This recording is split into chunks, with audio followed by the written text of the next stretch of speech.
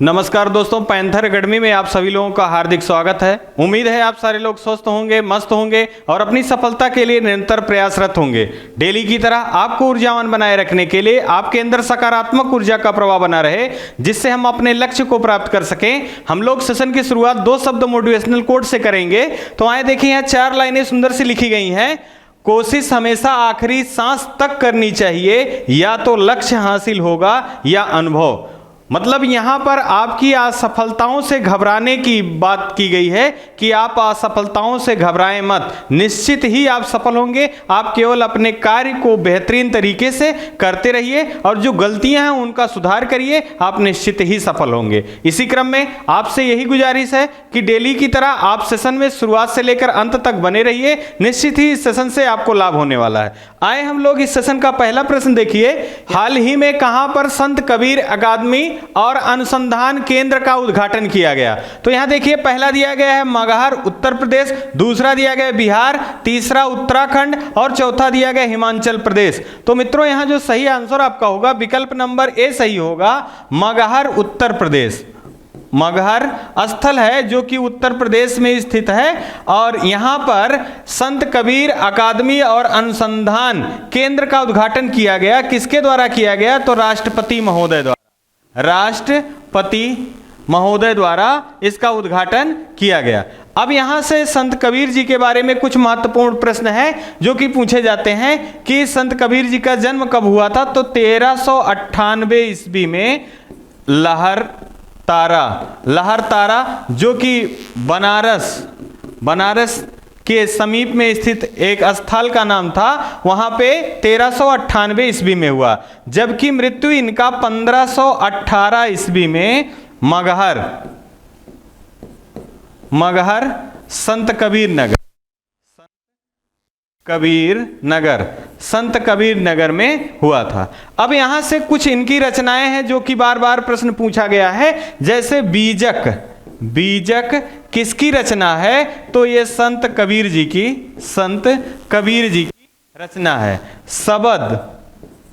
सबद रामायणी और साखी, ये रचनाएं किनकी हैं? तो ये रचनाएं जो हैं ये संत कबीर जी की हैं। साथ ही साथ इनके भाषा से संबंधित पूछा गया है कि इनकी भाषा क्या थी? तो इनकी भाषा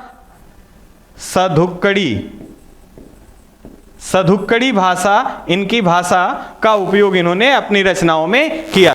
अब यहाँ उत्तर प्रदेश से बात हो रही है मित्रों, तो उत्तर प्रदेश से कुछ महत्वपूर्ण डाटा अगर आप याद रखें तो यहाँ से प्रश्न गलत होने के चांस कम होते हैं। जैसे अगर हम बात करें, उत्तर प्रदेश 1936 ईस्वी से लेकर 1950 ईस्वी तक संयुक्त प्रांत के नाम से जाना जाता था। साथ ही साथ 24 जनवरी 1950 को संयुक्त प्रांत का नाम उत्तर प्रदेश के रूप में किया गया। अगर हम बात करें ही उत्तर प्रदेश के बारे में, तो भारत का सबसे बड़ा जनसंख्या के आधार पर कौन सा प्रदेश सबसे बड़ा है? तो उत्तर प्रदेश जनसंख्या के आधार पर सबसे बड़ा राज्यों में है। साथ ही साथ हाल ही में जल पुरस्कारों का वितरण किया गया, जिसमें उत्तर प्रदेश प्रथम स्थान पर जल पुरस्कारों में, दूसरे स्थान पे राजस्थान और तीसरे स्थान पर तमिलनाडु, ये 3 राज्य रहे। अगर यही उत्तर प्रदेश से संबंधित कुछ महत्वपूर्ण जानकारी और देखें, उत्तर प्रदेश का जन घनत्व कितना है? तो 829 व्यक्ति प्रति वर्ग किलोमीटर। अगर हम यही लिंगानुपात की बात करें मित्रों, तो लिंगानुपात जो है ये 912 है, जबकि बाल लिंगानुपात ये जो है ये 902 है। ये प्रश्न अत्यंत ही महत्वपूर्ण है। और उत्तर प्रदेश में टोटल कितने जिले हैं? तो उत्तर प्रदेश में टोटल 75 जिला है। साथ ही साथ लोकसभा की सर्वाधिक 80 सीट और विधानसभा की 403 सीटें और विधान परिषद की 100 सीटें ये भारत के सभी राज्यों में सर्वाधिक है। आइए इसी क्रम में मित्रों हम अगला प्रश्न देख लें। हाल ही में चर्चा में रहे टेनिस के इतिहास में सभी 4 ग्रैंड स्लैम में 80 मैच जीतने वाले पहले खिलाड़ी कौन बने? अत्यंत ही महत्वपूर्ण प्रश्न है, इन प्रश्नों को आपको याद रखना ही चाहिए। यहां खेल के परिदृश्य में मित्रों यह प्रश्न अत्यंत ही महत्वपूर्ण है। अब विकल्प के रूप में अगर देखें, पहला दिया गया है राफेल नडाल, दूसरा दिया गया है डेनियल मेदवेदेव, तीसरा दिया गया है नोवाक जोकोविच और चौथा दिया गया है रोजर फेडरर। जो यहां सही ऑप्शन होगा विकल्प नंबर सी सही होगा, नोवाक जोकोविच। तो सबसे पहले हम जाने कि ये किस देश के खिलाड़ी हैं, तो ये सर्बिया के खिलाड़ी हैं और टेनिस के खिलाड़ी हैं। अब यहां बात हो रही है 4 ग्रैंड स्लैम, तो हम मित्रों ये जाने कि 4 ग्रैंड स्लैम वो कौन कौन से हैं और इनका क्रम क्या है। यहां से प्रश्न क्रम के आधार पे भी बने हैं। तो सबसे पहला जो है ये ऑस्ट्रेलिया, दूसरा आपका आता है फ्रेंच ओपन, ऑस्ट्रेलिया ओपन और फ्रेंच ओपन, तीसरे पे आपका आता है विंबलडन और चौथे पे आपका आता है यूएस ओपन। ये 4 जो टेनिस के ग्रैंड स्लैम हैं या चारों का क्रम है, ये कब कब आयोजित होते हैं? तो ऑस्ट्रेलिया ओपन मित्रों जनवरी माह से फरवरी माह में आयोजित होता है, जबकि फ्रेंच ओपन जो है ये अप्रैल और मई माह में, और विंबलडन जो है ये आपका जुलाई या जून के लास्ट वीक और जुलाई में इसका आयोजन होता है, जबकि यूएस ओपन का नवंबर के लास्ट और दिसंबर में इसका आयोजन किया जाता है। यहां से प्रश्न यह भी बना है कि ये जो चारों ग्रैंड स्लैम है ये किस प्रकार की मिट्टी पर या किस प्रकार की भूमि पर खेले जाते हैं। तो यही शॉर्ट में आप जान लीजिए कि ऑस्ट्रेलिया और यूएस ओपन, तो इसको आप AU कर सकते हैं, AUS। ऑस्ट्रेलिया और यूएस ओपन जो हैं ये हार्ड कोर्ट पे खेले जाते हैं, जबकि फ्रेंच ओपन जो है ये मिट्टी पे खेला जाता है और विंबलडन जो है ये घास पे खेला जाने वाला टेनिस है।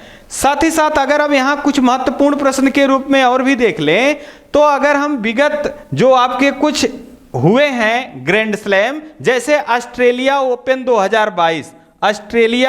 2022 का खिताब किसने जीता? तो राफेल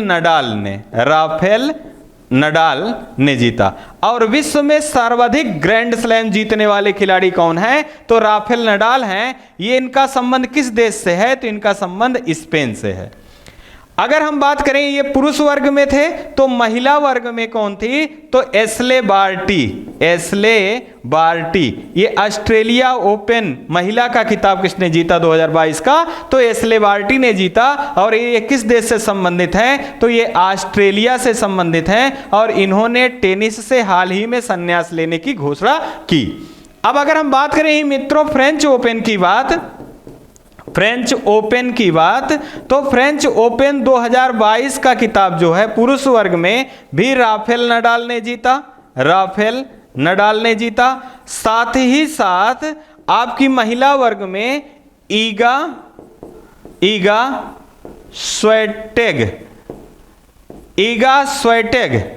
स्वेटेग ने फ्रेंच ओपन 2022 का खिताब जीता।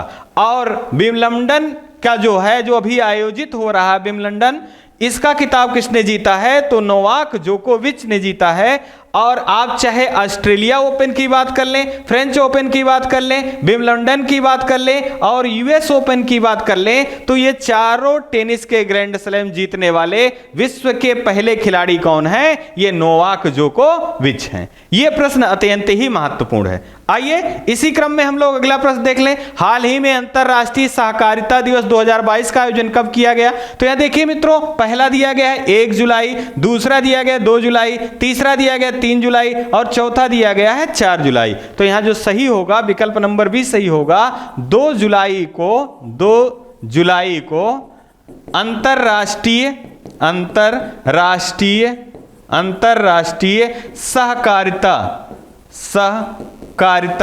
सहकारिता दिवस के रूप में मनाया गया। अब यहां से अंतरराष्ट्रीय सहकारिता दिवस के रूप में मनाया गया, तो हम यहां जाने कि हाल ही में जब बजट पेश किया गया था तो उसमें एक नए मंत्रालय की भी घोषणा की गई थी। तो वह मंत्रालय का नाम क्या है? तो सहकारिता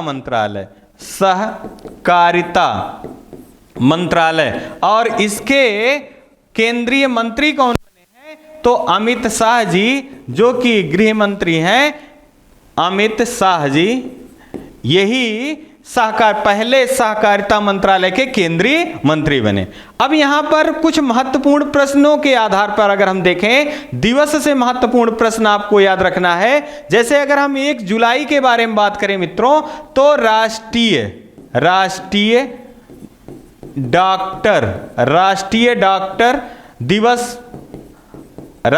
डॉक्टर दिवस और जीएसटी दिवस के रूप में किस दिवस को आयोजित किया जाता है या किस दिवस को मनाया जाता है?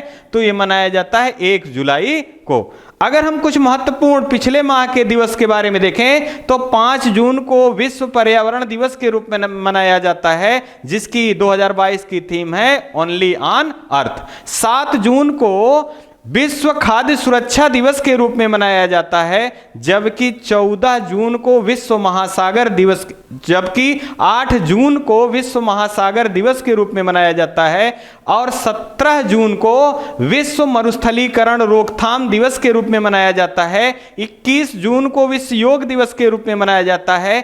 23 जून को विश्व अंतर्राष्ट्रीय ओलंपिक दिवस के रूप में मनाया जाता है, और 27 जून को अंतर्राष्ट्रीय एमएसएमई दिवस के रूप में मनाया जाता है, और 29 जून को अंतर्राष्ट्रीय सांख्यिकी दिवस के रूप में मनाया जाता है। साथ ही साथ अगर हम बात करें 1 जुलाई के बारे में, तो राष्ट्रीय डॉक्टर दिवस और जीएसटी दिवस के रूप में भी मनाया जाता है। इसी क्रम में आइए हम लोग अगला प्रश्न देख लें। हाल ही में नाटो शिखर सम्मेलन का आयोजन कहां किया गया? अत्यंत ही महत्वपूर्ण प्रश्न है मित्रों। अब पहला दिया गया वाशिंगटन डीसी, दूसरा दिया गया जिनेवा, तीसरा दिया गया लंदन, चौथा दिया गया मैड्रिड। तो यहां जो नाटो शिखर सम्मेलन का आयोजन किया गया वो मैड्रिड, ये मैड्रिड स्पेन की राजधानी जो है, वो मैड्रिड है। यहीं पे नाटो शिखर सम्मेलन का आयोजन किया गया। अब यहां ये जाने कि ये नाटो जो है, इसका फुल फॉर्म क्या है? तो नॉर्थ अटलांटिक ट्रीटी ऑर्गेनाइजेशन है, और इसकी स्थापना कब की गई थी? तो 4 अप्रैल 1949 ईस्वी में इसकी स्थापना की गई। और इसका मुख्यालय कहाँ है? तो ब्रुसेल्स में इसका मुख्यालय है, जो कि बेल्जियम की राजधानी है। और इसके प्रमुख कौन हैं? तो इसके जो प्रमुख हैं जॉन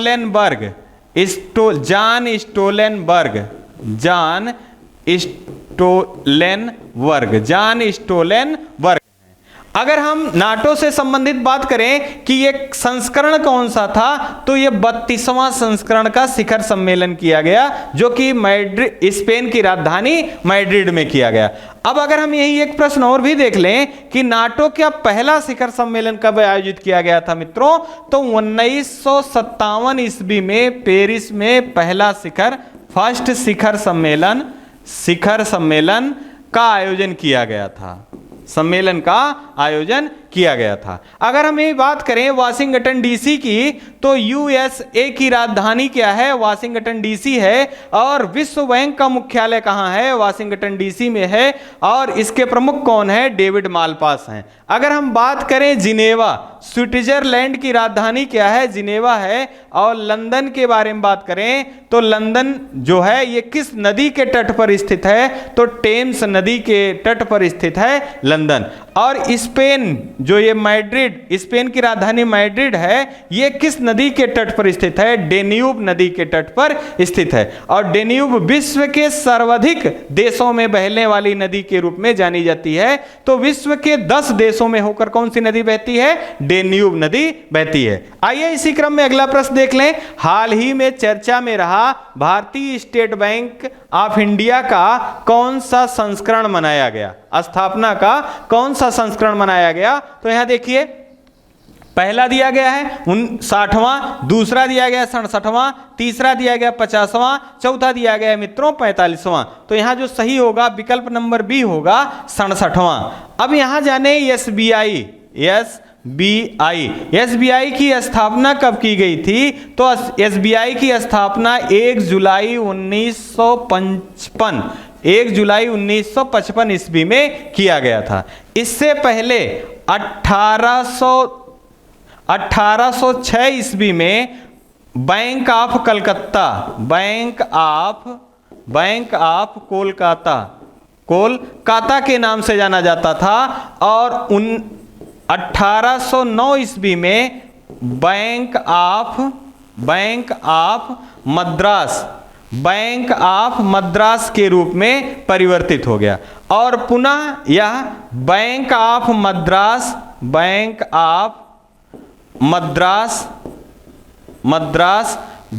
ऑफ कोलकाता और बैंक ऑफ बॉम्बे, इन तीनों को मिलाकर इंपीरियल बैंक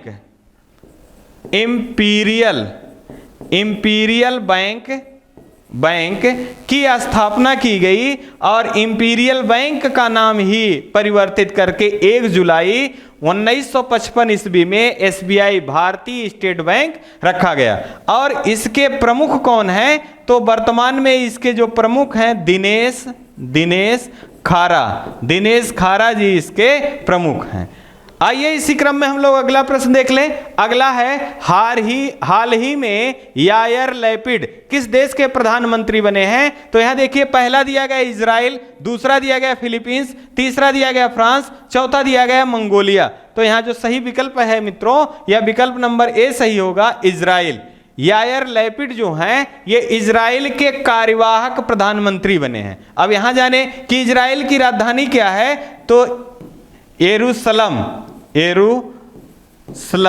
या जेरूशलेम के नाम से भी इसको जाना जाता है। यरूशलेम इजराइल की राजधानी है, और इसके संसद को क्या कहते हैं? तो इसके संसद को नेसेट कहते हैं। और यहाँ के प्रधानमंत्री कौन थे? तो नेफ्टाली बेनेट थे। और इनकी सरकार जो है गिर जाने के कारण, संसद भंग होने के कारण कार्यवाहक प्रधानमंत्री के रूप में कौन बने हैं? तो यायर लैपिड बने हैं। और यहां पर नवंबर माह 2022 में चुनाव होने की घोषणा की गई है।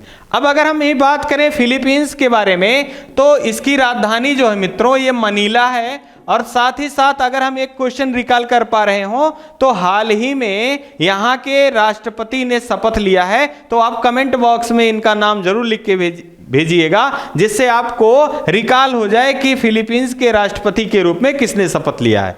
और एक प्रश्न और भी आप जानिए कि अंतर्राष्ट्रीय चावल अनुसंधान संस्थान कहाँ स्थित है? तो अंतर्राष्ट्रीय चावल अनुसंधान संस्थान फिलीपींस की राजधानी मनीला में स्थित है। एशिया का नोबेल कहा जाने वाला पुरस्कार रेमन मैग्सेसे पुरस्कार कहाँ से वितरित किया जाता है? तो फिलीपींस की राजधानी मनीला से वितरित किया जाता है। और फिलीपींस में ही माउंट ताल, माउंट पिनाटुबो और माउंट म्यान नामक ज्वालामुखी पर्वत कहाँ स्थित है? वो फिलीपींस में स्थित है। अगर हम बात करें फ्रांस के बारे में, तो फ्रांस की राजधानी जो है मित्रों ये पेरिस है। और यहीं पर FATF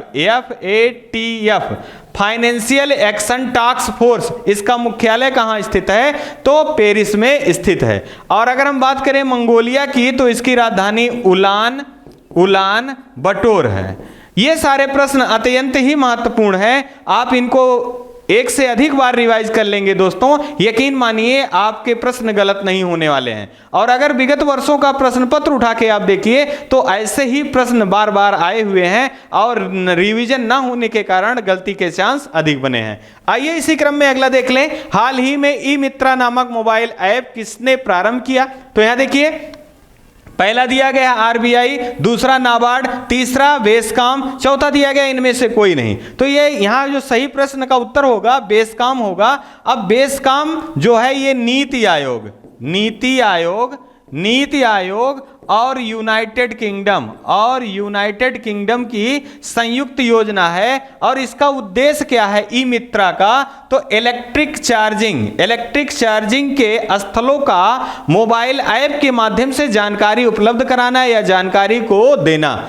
साथ ही साथ अगर हम यही बात करें अन्य माध्यम के रूप में, अगर एक बहुत महत्वपूर्ण विकल्प के रूप में आरबीआई दिया गया है, तो आरबीआई से भी प्रश्न बहुत महत्वपूर्ण बने हुए हैं। आरबीआई से भी महत्वपूर्ण प्रश्न बने हुए हैं कि आरबीआई का गठन किस समिति के आधार पर किया गया था, तो यंग हिल्टन आयोग की सिफारिश पर आरबीआई का गठन किया गया था। साथ ही साथ किस अधिनियम के द्वारा, तो 1935 अधिनियम के आधार पर इसका गठन किया गया था। कब किया गया था? 1 अप्रैल 1935 ईस्वी में इसका गठन किया गया था। अब यहां से एक प्रश्न और भी बनता है कि इसके पहले गवर्नर कौन थे, तो ऑसबोर्न स्मिथ जो थे इसके पहले गवर्नर थे। जबकि प्रथम भारतीय कौन थे, तो सीडी देशमुख जो थे पहले भारतीय गवर्नर थे। इसका मुख्यालय पहले कहां था, तो इसका मुख्यालय कोलकाता में था। जबकि वर्तमान में कहां है, तो इसका मुख्यालय वर्तमान में मुंबई में स्थित है। ये सारे प्रश्न अत्यंत ही महत्वपूर्ण हैं। अगर हम बात करें नाबार्ड की मित्रों, तो नाबार्ड का गठन 1982 ईस्वी में शिवरमन समिति के आधार पर किया गया। और कृषि के क्षेत्र में ऋण उपलब्ध कराने वाली सबसे बड़ी संस्था के रूप में कौन सा है, तो नाबार्ड है। आइए इसी क्रम में अगला प्रश्न देख लें। हाल ही में एनआरआई नॉन रेजिडेंस इंडिया विश्व सम्मेलन 2022 का शिरोमणि पुरस्कार किसे मिला? अब यहां देखिए, पहला दिया गया खुशी पटेल, दूसरा दिया गया मिशेल पूनावाला, तीसरा दिया गया चारुतास मिश्रा, चौथा दिया गया रामदरस मिश्रा। तो यहां जो सही विकल्प होगा, विकल्प नंबर बी सही होगा, मिशेल पूनावाला। इनको कला के क्षेत्र में उत्कृष्ट कार्य करने के कारण नॉन रेजिडेंस इंडिया पुरस्कार से सम्मानित किया गया। साथ ही साथ अगर हम बात करें यही खुशी पटेल जी के बारे में, तो वर्ल्ड वाइड मिस इंडिया का किताब, वर्ल्ड वाइड मिस वर्ल्ड का किताब किसने जीता है, तो वर्ल्ड वाइड मिस का किताब किसने जीता है, तो खुशी पटेल ने जीता है। अगर हम बात करें चारुतास मिश्रा जी के बारे में, तो व्हीटली अवार्ड 2022 से किसे सम्मानित किया गया है, तो चारुतास मिश्रा जी को सम्मानित किया गया है। और व्हीटली अवार्ड 2 बार पाने वाले ये भारतीय हैं। और इससे पहले किसे दिया गया था, तो नागालैंड के नुकुलू फार्म को दिया गया था। और रामदरस मिश्रा जी के बारे में बात करें, तो सरस्वती सम्मान 2022 से किसे सम्मानित किया गया है, तो रामदरस मिश्रा जी को सम्मानित किया गया है। इनका संबंध भारत के किस राज्य से है, उत्तर प्रदेश से है। और इनकी रचना का क्या नाम है, मैं तो यहां हूं, इनकी रचना है। आइए इसी क्रम में अगला देख लें। हाल ही में चर्चा में रहा हर्मिट क्या है? अब यहां से प्रश्न गलत होने का चांस हो जाएगा कि हर्मिट क्या है, तो आप यहां तुक्का लगाने लगेंगे कि कोविड का एक नया वेरिएंट होगा, अंतरिक्ष मिशन होगा, स्पाईवेयर होगा, यह सभी होगा। तो यहां सभी देखते ही आपका नजर जो है सबसे पहले उसी पे जाएगा और कहेंगे कुछ नहीं सही होगा, तो ये सभी सही होगा। नहीं, यहां पर आपके गलत हो जाएंगे क्वेश्चन। इसका सही जो आंसर होगा विकल्प नंबर 3 सही होगा, स्पाईवेयर है हर्मिट। और ये सबसे पहले कहां से प्रारंभ हुआ, तो कजाकिस्तान से ये प्रारंभ हुआ। और इसका कार्य क्या होता है, तो फोन, एंड्रॉइड या iOS जो सिस्टम है, इनसे खुफिया जानकारी को चुरा लेना इसका मुख्य उद्देश्य है। और यह किस नाम से जाना गया है, हर्मिट के नाम से जाना गया है। अगर हम यही बात करें कजाकिस्तान की, तो इसकी राजधानी क्या है, इसकी राजधानी दोस्तों जो है नूर सुल्तान है। नूर सुल्तान है। और विश्व में यूरेनियम उत्पादन में सर्वाधिक यूरेनियम का उत्पादन कहां से किया जाता है? तो कजाकिस्तान से किया जाता है। यूरेनियम का उत्पादन कजाकिस्तान से किया जाता है। और विश्व का सबसे बड़ा स्थलरुद्ध देश कौन सा है? तो वो कजाकिस्तान है। आइए इसी क्रम में हम लोग इस सेशन का लास्ट प्रश्न देख लें। हाल ही में नीरज चोपड़ा द्वारा कितने मीटर दूर भाला फेंककर नया रिकॉर्ड बनाया गया? अब देखिए यहां दिया गया है, पहला 87.58 मीटर, दूसरा 89.94 मीटर, तीसरा 89.30 मीटर और चौथा 82.28 मीटर। यहां जो सही विकल्प आपका होगा, विकल्प नंबर बी होगा 89.92 मीटर। अब इसका आयोजन कहां किया गया? तो इसका आयोजन जो है यूनाइटेड किंगडम में किया गया।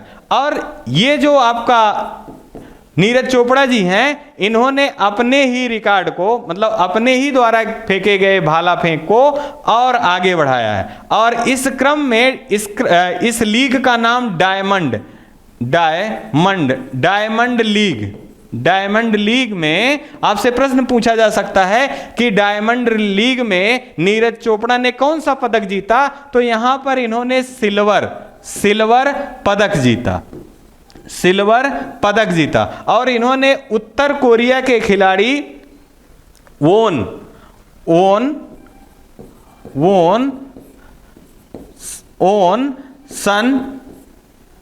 सन, ये दक्षिण कोरिया के हैं, इन्होंने इस खेल में गोल्ड जीता। जबकि आपके भारत के जो नीरज चोपड़ा जी हैं, इन्होंने इसी डायमंड लीग में इन्होंने सिल्वर पदक जीता। इन्होंने इसी पदक में 2 सिल्वर पदक जीते। पहले सर्वाधिक मीटर अधिक दूरी जो फेंका वो 89.94 मीटर फेंका। और उससे पहले इन्होंने 89.3 मीटर का गोल इन्होंने ये भाला फेंक रखा था। अब यहां पर एक प्रश्न और भी इंपॉर्टेंट है कि Tokyo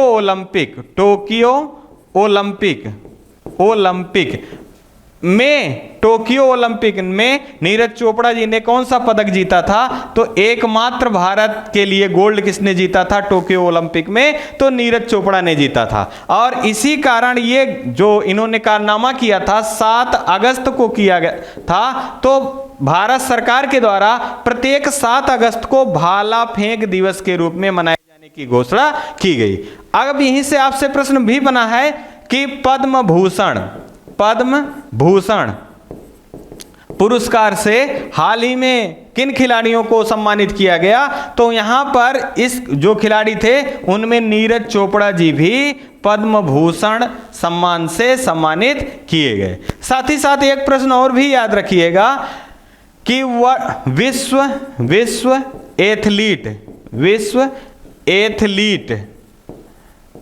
athlete of the year, या आप इसको कहते हैं एथलीट ऑफ द ईयर। तो इस वर्ष नीरज चोपड़ा जी का सर्वाधिक नाम रहा है, तो यहां से गलत होने के चांस अधिक होते हैं। जो कि यह एथलीट ऑफ द ईयर का पुरस्कार पीआर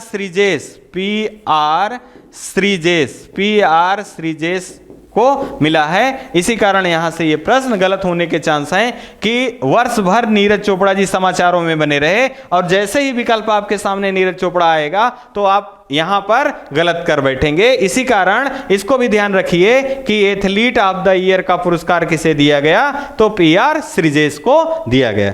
ये 10 प्रश्न जो थे स्टैटिक जीके के रूप में और करंट अफेयर के रूप में अत्यंत ही महत्वपूर्ण है। इनसे आपको आने वाले जो परीक्षाएं होंगी आपको लगातार प्रश्न मिलेंगे। इसी क्रम में आपको पुनः एक बार, जो रातों को कोशिशों में गंवा देते हैं वही सपनों की चिंगारी को हवा देते हैं। मतलब अगर आप रातों को जगकर अपने लक्ष्य के प्रति ईमानदारी से कार्य कर रहे हैं तो निश्चित ही आप सफल होकर आएंगे। इसी बिंदु के साथ हम आपसे विदा लेना चाहेंगे। आप अपना और अपने परिवार का खूब सारा ध्यान रखिए। जय हिंद, जय भारत।